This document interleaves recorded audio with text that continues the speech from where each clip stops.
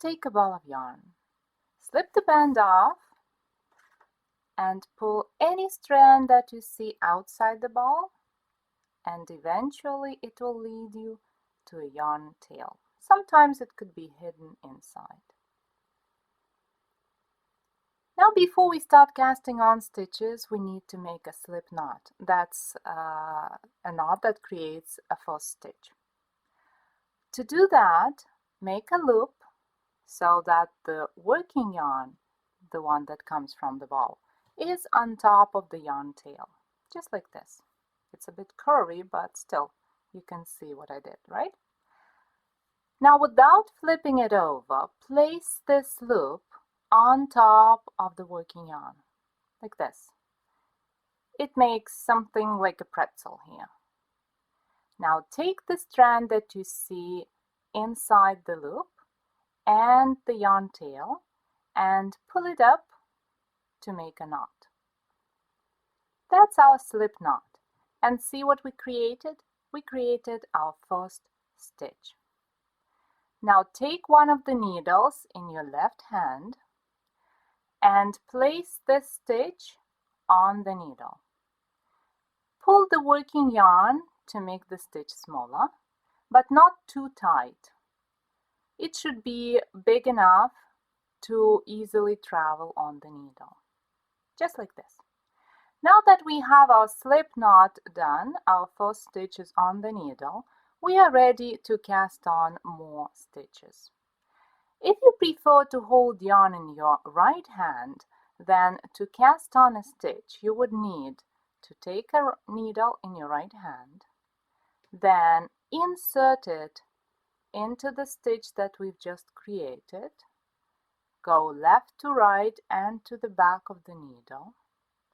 With your left hand, you hold both needles like this.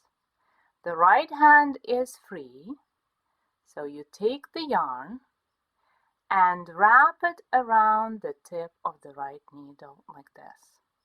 Now with your right index finger, hold the wrap and the needle and the yarn, and then pull the needle down, down, down, and out of the stitch, like this. Make the stitch a bit bigger and place it back on the left needle. Take the right needle out and adjust the size of the stitch. Don't make your stitches too tight because then you won't feel comfortable working with them. They should be loose enough to easily travel on the needle. Let's do it again.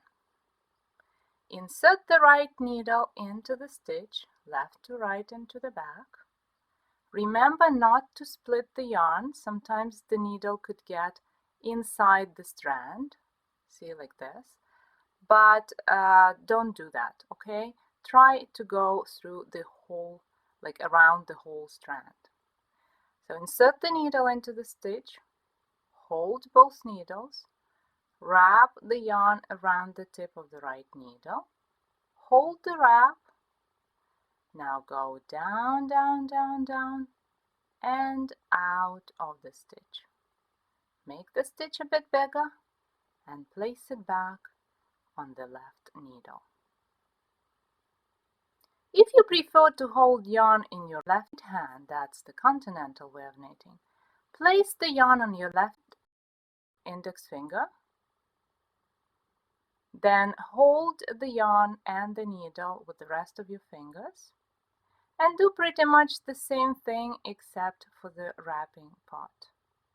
You insert the needle into the stitch, then with your left index finger, you wrap the yarn around the tip of the right needle. Right index finger holds the yarn, and you go down, down, down, and out of the stitch. Make the stitch bigger, place it back on the left needle, and adjust the size of the stitch. If you feel that the yarn is too loose and getting out of your way, there is a trick how to make your tension better. You simply need to wrap the yarn around the little finger. Whether you are holding yarn with your left hand or your right hand. You can do the same, just wrap it around the little finger. Let's cast on more stitches using the left hand method.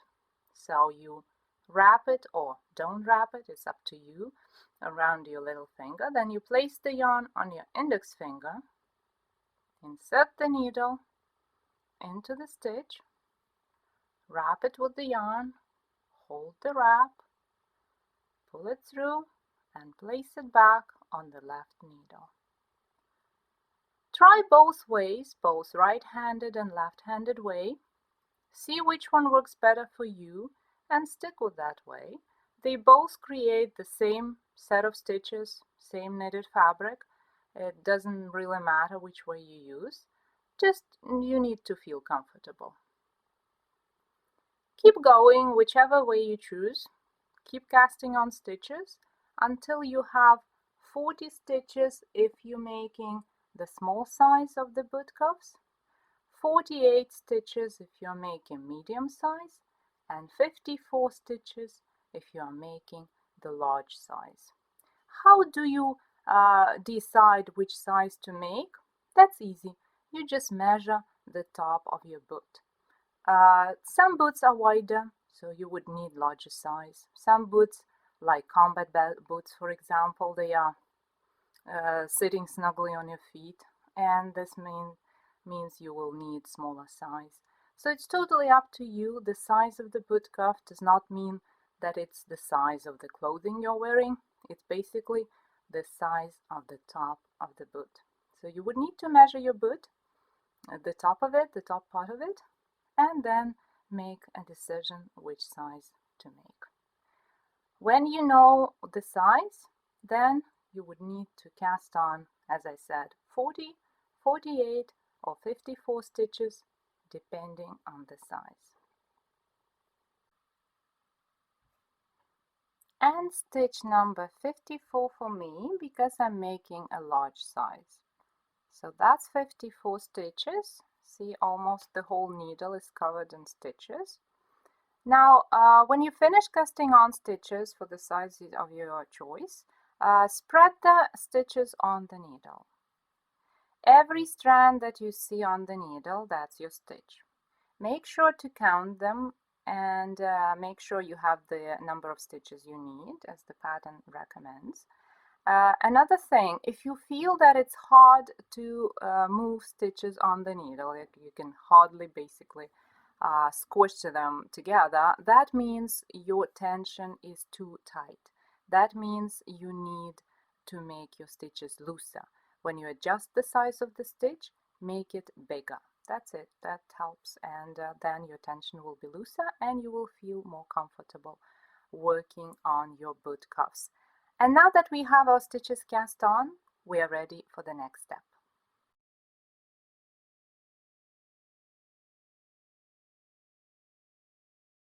Now we are ready to actually start knitting. And the good thing is, whatever you've been doing when casting on was already basically knitting, except for the last step. So in this step, in learning how to actually knit a stitch, you will feel comfortable because you won't learn anything major new. So let's get started. If you prefer to hold yarn in your right hand, the English way of knitting, so you take the needle in your right hand, then insert it into the first stitch on your left needle, go left to right into the back, same way as we did when we cast on stitches. Now you hold both needles. With the right hand you take the yarn, wrap it around the tip of the right needle, hold the wrap, the needle and the yarn, and pull the wrap through the stitch. Make it a bit bigger, but instead of placing it back on the left needle, you need to slip this stitch off the left needle, just like this. Now we have the same number of stitches, same 40, 48 or 54, but one of them is already transferred, it's knit, to the right needle. Let's do it again. Insert the needle into the stitch, hold both needles, wrap, hold the wrap, pull it through, make it bigger, and slip the stitch off the left needle. That's your knitting. Insert, hold, wrap, hold the wrap, pull it through, make it bigger, and slip it off. If you prefer to hold yarn in your left hand, the continental way of knitting, so you place it on your index finger, then hold the needle and the yarn with the rest of your fingers, and do the same thing. Insert, wrap, hold the wrap, pull it through, and slip the stitch off the left needle. Insert, wrap, hold the wrap, pull it through, and slip it off. Keep doing that until all your stitches are transferred from the left needle to the right needle and you don't have any stitches left on the needle that you hold with your left hand. That means you would knit a row. One more thing, if you feel that something is not right, like right now I feel that my stitches are way too squished over here, so stop, just rearrange the stitches, take more yarn, and then when you feel fine, resume knitting. If you decide to put the needles down and then start knitting again, make sure the yarn comes from the right. See, the yarn should be coming from the right. That's very important because sometimes you might pick your needles like this, the yarn is on the left, and then you will start making mess basically because you'll be making an extra half a row, which is not good, no. So make sure the yarn comes from the right and keep knitting. Now 2 more stitches for me, and that's my last stitch. I knitted, and here we go. All the stitches are back on the right needle. Well, not back, they are there for the first time, but we'll be knitting them back and forth from left needle to the right needle all the time. So they'd better get used to it, right? Now the left needle is empty, so we put it aside, and you need to turn your work to move on to the next row. So basically turning your work means you would take the needle with stitches in your left hand again. But before you start making the next row, count your stitches. Make sure you still have the number of stitches you cast on. That's 40, 48, or 54 stitches.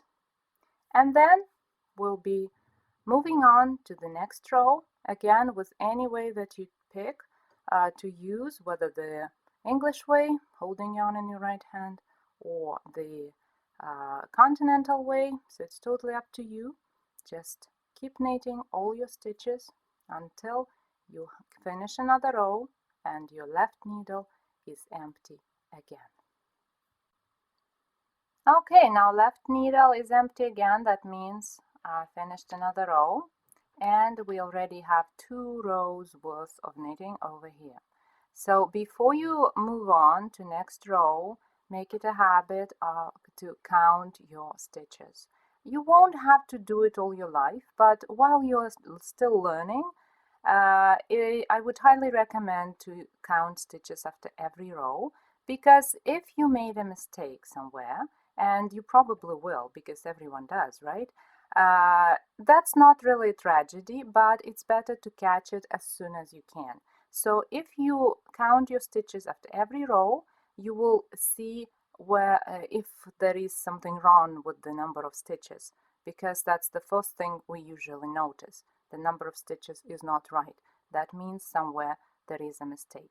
And what if there is a mistake? What would you do? First, I'll tell you what you shouldn't do.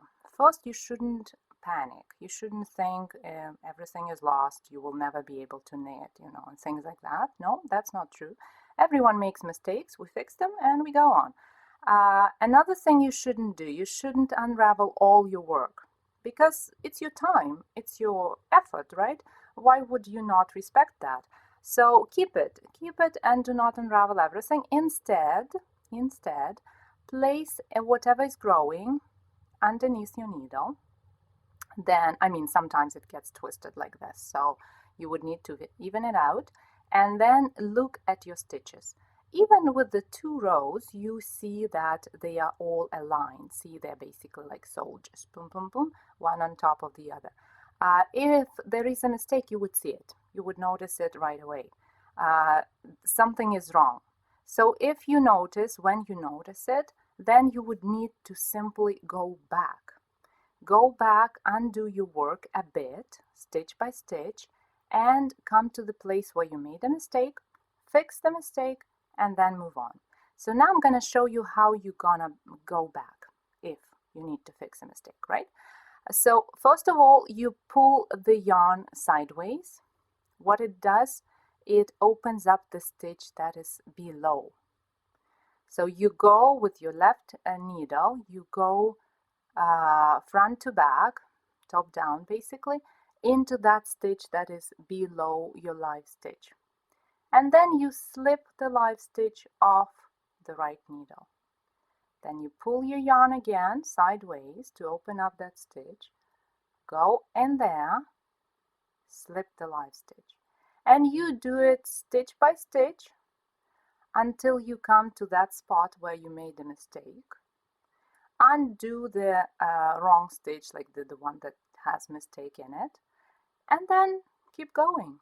Then, you know, yarn to the coming from the right, then it's at the back of your knitting, and you simply knit all the stitches that you undid to finish your row. Just about like this.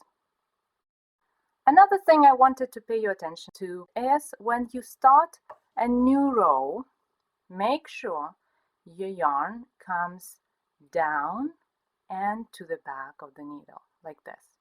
Sometimes you might want to put it over the top of the needle, but that's wrong. Don't do that. Why? Because see, when you do that, you have 2 strands instead of 1. And you might think, oh, that's 2 stitches, I need to knit them. But in fact, it's just 1 stitch. And that's one of the most common mistakes that beginner knitters make. So place the yarn down and to the back before you start a row. Another thing is when you read the pattern, you would notice that it tells you measurements, it tells you number of stitches, and it also tells you ridges. So what it is, what are those ridges? If you look at your work, having 2 rows done, you will see the ridge. See, that's what it is. That's the ridge. Every 2 rows that you make, that you knit, create a ridge if you are knitting all stitches in every row. So that's just the way it is, right? So that's the ridge. And why we refer to ridges? Because it's much easier to count ridges than rows. Because ridges, you can see them better, and there are smaller number of them because every ridge is 2 rows. So what you need to do to finish this step, you need to keep knitting. Yeah, that's right. You need to keep knitting up until you complete 18 rows, and as a result you would have 9 ridges. See, I'm working the 3rd row and the ridge is coming up right here. When you see 9 of those ridges over here, so that's going to be a piece about this big. When you see 9 of them, that's when you stop, and that's when we'll be ready for the next step. But for now, keep knitting. And I'm finishing the row 18s. Now when you turn your work and you look at your ridges and count them, you should have 9 ridges. So it's 1, you don't count the cast on edge, no. It's 1, 2, 3, 4, 5, 6, 7, 8, and the 9th one would be right underneath your needle. So that means you have 9 ridges altogether, 18 rows. If you've been counting rows, then you know that already, right? And if you measure it, whatever is underneath your needle, it should be about 6 centimeters, 2.5 inches, about that much. It could be a different measurement because every knitter has a different gauge. That means the different tension. And yours might be different from mine, but that's not a big deal really, because it's just a boot cuff, right? You don't have to fit it to your body or anything. So when we have all that, we are all good and we are ready for the next step. That's an interesting step. We've been just knitting stitches, basically nothing complicated at all. And this stitch that you get, it looks same on both sides. It has that nice textured look. And that stitch is called garter stitch. You don't have to remember that, but just, a bit of information for you. And now we will be working in a different stitch. First, it will create a much smoother surface, so it won't be that textured. And that's good because that part that we're going to create right now in this step is going to be inside your boot. So we don't need that texture inside the boot, right? That's why we are switching to a different stitch. And that stitch, the stockinette, will also teach us a new type of stitch. That's going to be the purl stitch. And that's basically the two basic stitches in knitting, the knit stitch and purl stitch. And we create different stitch patterns with them, just like this one, the garter stitch, or the stockinette that we are about to start. The stockinette stitch is made with 2 rows. The row 1 would be knit all stitches, and you already know how to do that. So we'll start with the row 1. You bring the yarn down and to the back, and you insert the needle, wrap it, pull it through, slip it off, same drill as we did already. But this time it's going to be row 1 of the stockinette stitch. And row 1 of the stockinette stitch is complete. You won't see any changes at this point because it still looks the same, still knitting, right? But starting with the next row, you will see how the stitch pattern changes. So now we turn your work and we will start purling. That's a new stitch, so bear with me. I'll show you how to do it. Basically, purling is a mirror version of knitting. So remember I told you when you knit, your yarn should be at the back of the work. For purling, it should be at the front of the work. So before you start purling a stitch, you need to bring the yarn to the front. And if you prefer to hold yarn in your right hand, that's the English way of knitting. So to purl a stitch, you take your needle, then you insert it into the first stitch on your left needle.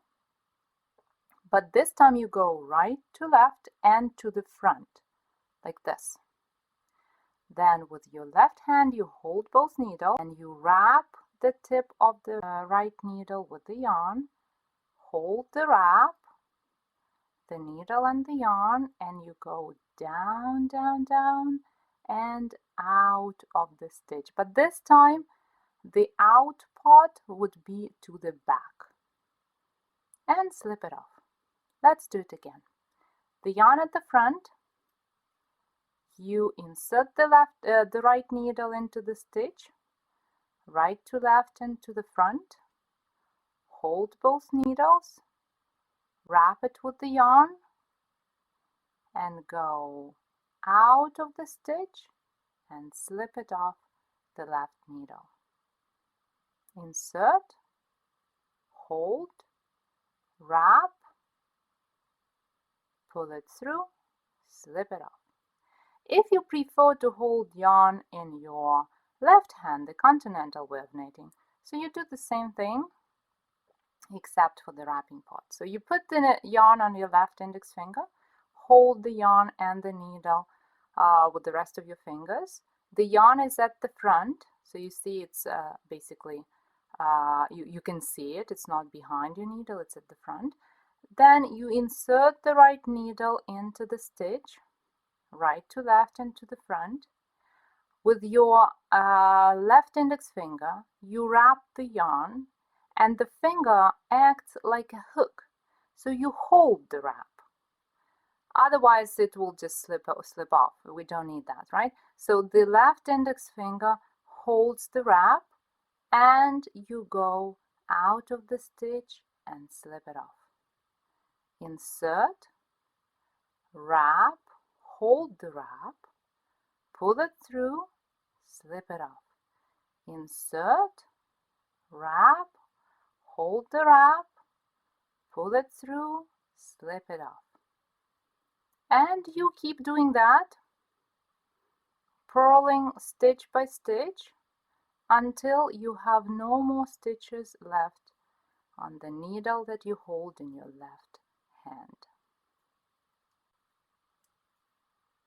And just 2 more stitches to purl, the last one. Here we go. Row 2 of the stockinette stitch pattern is complete. It looks all bumps from here, but when you turn your work, you will see the difference, right?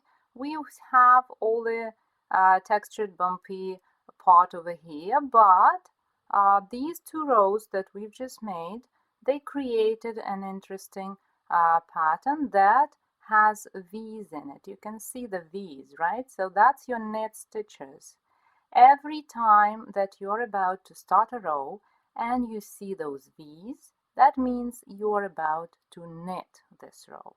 If you start a row and you see the bumps, that means you're gonna purl this row. This way you would make a nice stockinette stitch pattern, and that's exactly what we need for this boot cuff.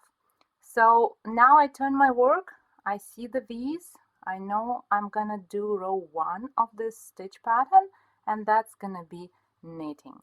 You need to repeat rows 1 and 2, knitting and purling 6 times altogether until you complete 30 rows from the cast on edge. That includes 18 rows of the knitting, of plain knitting, and 12 rows, 6 repeats of the stockinette stitch. And when you have that, we'll be ready for the next step. And this is row 2 of my 6 repeat, and all done. The row 2 is the purl row, so I'm finishing my repeat with the purl row, and that's exactly what we're gonna do. Now that you turn your work, you look at the knit side and you count the V's, the rows. So every V over here, it means a row, and that you should have 12 of them, and the last one would be right underneath your needle. So we have a part that was just plain knitting, and we have a part of 12 rows of stockinette stitch. Once you have that, we are ready for the next step.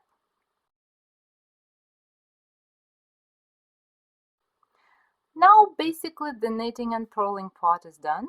Our boot cuff is right here, and what we need to do, we need to close the stitches, because if we just take the needle out, then all the work will unravel. That's not exactly why we've been knitting so far, right? So we need to close the stitches to make sure that the boot cuff does not unravel and it stays as it is. So to close the stitches, we need first to knit 2 stitches. So bring the yarn to the back for the knitting, take another needle and knit 2 stitches separately. Knit 1, knit another one. When you have 2 stitches on your right needle, insert the tip of the left needle into the first stitch that you knit, that's going to be the second one on the needle, and pass it over the other stitch, like this, and let it go. That's it, we've just closed 1 stitch. 1 stitch left on the right needle, knit another one, 2 stitches, insert the tip of the left needle into the second one from the tip of the right needle, and pass it over and let it go. Let's do it again. Knit a stitch, insert, pass it over, let it go. Knit a stitch, insert, pass it over, let it go.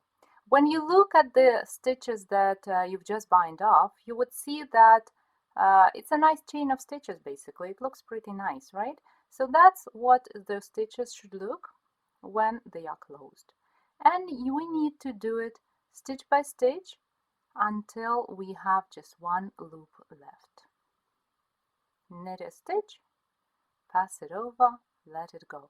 Keep your bind off edge a bit loose because you're gonna have enough room, to put it on your leg and to fold it on your boot. So don't make the bind off edge too tight, okay? And keep going. Well, here we go. The last stitch is bound off and we just have one loop. So I put the needles aside, we won't need them anymore for now. And what we need to do, we need to cut the yarn, leaving a pretty long tail because we would use that tail to make a seam at the back of the boot cuff. The tail should be about 50 centimeters long. And if you have a ruler, that's great. Just measure it and, cut it as long. If not, then remember that your needle is about 23 centimeters long. So basically you would need to measure just twice the needle and a bit more. You don't have to be really exact. The whole point is to have enough yarn to make that seam, and that's about it.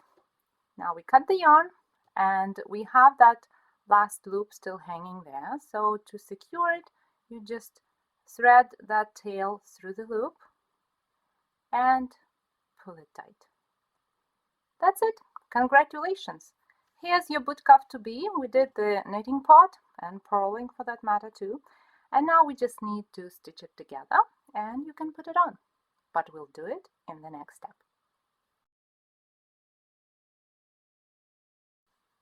Now that we've finished the boot cuff, we need to stitch it together. So look at the knit side of the stockinette stitch. That's where you see those V's, not the bumps. And align two sides of the boot cuff like that, so that you are looking at the knit side. Then thread the longer yarn tail, the one that we've just basically measured and cut, thread it into a wool needle. And with that yarn tail, you would stitch two sides together to make it basically a circle, something you can put on your leg. You start stitching from the bind off edge, and to stitch it you would go under two legs of the first stitch that you bound off, and then under two legs of the last stitch that you bound off. That will secure the yarn, and that will make the edge almost seamless, look like that at least. Then we come to the part that is the stockinette stitch. To stitch that part, we would need to open the edge side like this to see those strands of the stitches that we created. Like every row would be one strand, because that's where we're gonna go with our wool needle. So you would pick one strand of the first row, the closest one to the bound off edge, and then do the same for the other side. You open up, you find that strand, and you go underneath and pull the yarn through. Then you go back to the right side, find the next strand, pull the yarn through. Left side, go under the strand and pull the yarn through. And do it one by one to join every row, every strand on one side with the corresponding strand on the other side. And when you have a few stitches done, then you would pull the yarn like this, and you would see that the seam is almost invisible. And that's great, isn't it? and keep going up until you finish joining the sides of the stockinette stitch. When you come close to the garter stitch, pay attention to the edges, because the garter stitch part should be more or less aligned. If it's not, then just adjust the one of the sides to align it, because if it's not aligned, it would be visible and it won't look nice. So go strand by strand to join the stockinette part of the boot. Okay, that was the stockinette part of the boot. Pull the yarn, then pull again to relax the fabric. You need to make sure that it's not all jammed. And the garter stitch, the knit part is more or less aligned, so that's good. And now we move on to joining this part. If you want to fold it without joining, then just stop here and it would look about like this. That's totally up to you.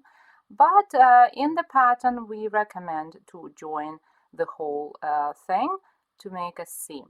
So to make a seam on the knit part, you would need to pick the bumps at the very edge of each side. So one bump over here and the bump over there. And you keep doing that, joining bump for bump to make a more or less invisible seam on the knit part, because this part will be visible, that would be outside the boot. So we need to make it right. Okay, so go bump for bump, and when you have a few stitches done, you do the same thing. You just pull the yarn and see it's basically invisible. When you come closer to the edge, again, pay attention how the sides are aligned. If you need, just adjust the tension of one side to make the sides aligned. Okay, so here's the last set of bumps, and that's actually the cast on edge. Now I pull the strand to make sure it's all joined. Pull it again to relax the fabric, and here's our seam. You can hardly see it, right? The last thing we need to do with seaming is to secure the yarn. So before you do that, I suggest you make an extra stitch just to join the top part, the very top part, and then you just secure the yarn the same way as you would secure a thread when you are sewing, when you're attaching a button or doing some minor repairs. So you would make a loop and go through that loop. The yarn is a bit twisted, so I will open up for you to see what I did. And then you just pull it tight. That's what it is. Now the boot cuff looks more like a boot cuff, not like just a piece of knitted fabric, right? And you can basically put it on, but there are two ends that are still hanging there. And you cannot cut them. I mean, you probably can, but I wouldn't suggest that, because if you do, then your work might unravel later on. When you're wearing it, when you're stretching it, pulling it, then those tiny little tails that are left after you cut the yarn, they would unravel, and then it will look messy and not nice at all. So to avoid that, we're gonna hide those tails. We're gonna weave them in, and we will do it in the next step.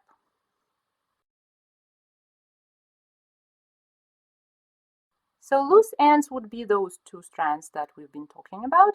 And see, I kept this tail in the wool needle. I did it on purpose because I would need that needle to help me hide the tail. To hide any end, you would need to thread it into a wool needle first, and then with the wrong side, or basically any side looking at you, because it's just a small piece, right? You would run the needle with the tail in it through several loops underneath. You would go around like one loop and then the other one and the other one, and at this point it's very nice to split the yarn. Remember at the beginning I told you avoid splitting the yarn.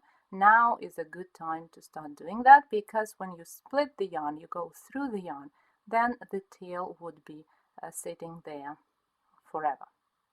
So you make a few steps in one direction, usually 3 is enough, and then you make one step back, again, somewhere, doesn't really matter, and if you can split the yarn, then do it, please. So you go one step back, pull the yarn through, relax the fabric, make sure you have enough yarn, and it's not all squished, and then you take the scissors and trim the end. That's it, one of the tails is hidden, and it's not gonna unravel, not on my watch. So there is one more tail left. We do the same thing. Thread it into a wool needle, and then you just snake it basically under a few stitches. So it's gonna be one somewhere. There is no rule. Basically 1, 2, 3 in one direction. Relax the fabric and make one step back, and try to split the yarn. That's it, all hidden. We take the needle out, put it aside, and trim the yarn. Now your boot cuff is all good. You can put it on. Enjoy the warmth and the beauty of it. And you would need to repeat all these steps, starting with the cast on, knit part, stockinette stitch part, binding off, seam, hiding the ends. You would need to repeat all that to make another boot cuff. You have more than enough yarn in the left for that, so you would be good.